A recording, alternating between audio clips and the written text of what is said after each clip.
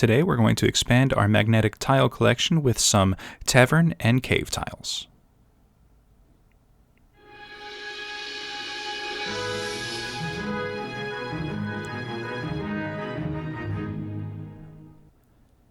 Just like last time, we're going to start by base coating in black, and then I'm going to use some of these coffee stirrers to mark out a grid work that's going to go onto the tile. Now I'm cutting these at 1.25 inches to give a slightly larger play space for models on the board. Now each one of these coffee sticks cuts 5 pieces at 1.25 inches, and that works out to a rough 1.25 by 1.25 square.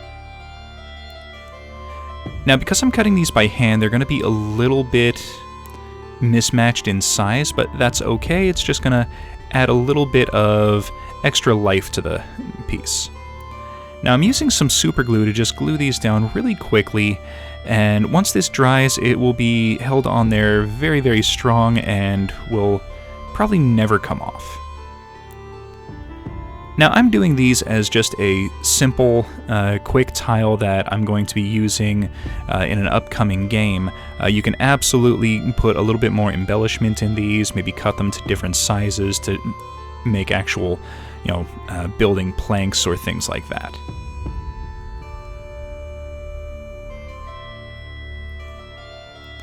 Once that's dried, I'm going to grab some burnt umber and do a all-over coat over the entire side of the piece. This will give a nice kind of deep dark wood base coloration. And painting in between the slats will give a little bit of a breakup of the dark background. Then I'm going to do a two-directional dry brush of the piece with raw sienna. Just dry brush one side, rotate 90 degrees, dry brush again. With that side done, we're going to work on the cave side. Now, I got this linoleum floor tile from Lowe's, and it has a nice texture on it, and after marking out a quick grid, a little bit of a light score will allow me to just kind of snap the pieces off.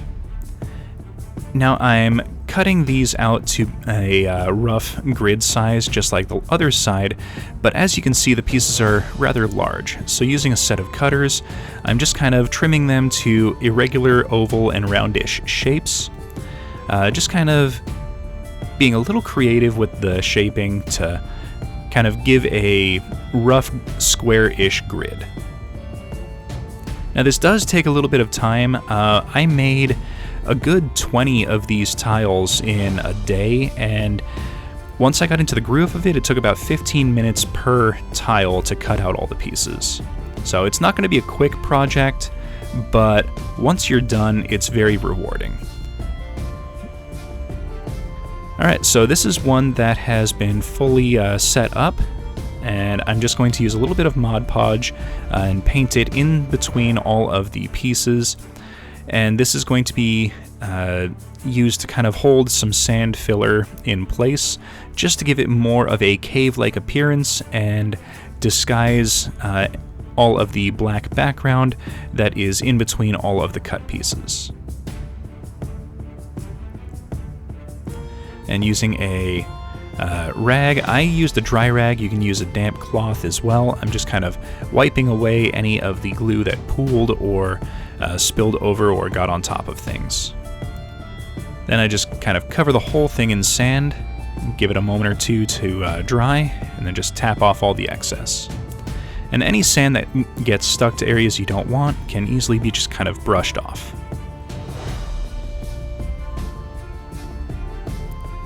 And then off camera, I'm going to wait for that to dry and then seal it with some watered down Mod Podge.